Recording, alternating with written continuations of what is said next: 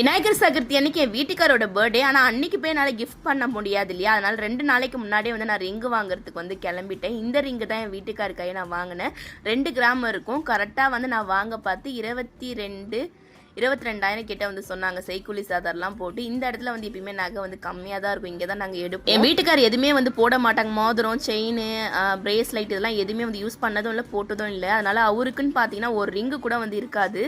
என்கிட்ட எனக்குன்னு நிறைய இருக்கும். அதனால தான் நான் நினச்சேன், சரி ரிங்காக வாங்கி கொடுத்துடலாம், இது எப்படி போடாமல் இருக்கிறாங்கன்னு பார்ப்போம்னு சொல்லிட்டு தான் வந்து நான் இது வாங்கினேன். என்கிட்ட கரெக்டாக வந்து ஒரு 16,000 அந்த மாதிரி தான் வந்துச்சு. எனக்கு வந்து எக்ஸ்ட்ரா ஒரு 4,000 வந்து தேவைப்பட்டுச்சு. இது வாங்க பார்த்தே வந்து 22,000 21,000 கிட்ட வந்துச்சு. எனக்கு ஒரு 4,000 மட்டும் தேவைப்பட்டுச்சு. ஒரு அண்ணன்ட்ட தான் வந்து ஃபோன் பண்ணி கேட்டேன். என் வீட்டுக்காரோட ஃப்ரெண்டு தான் அவங்க கூட.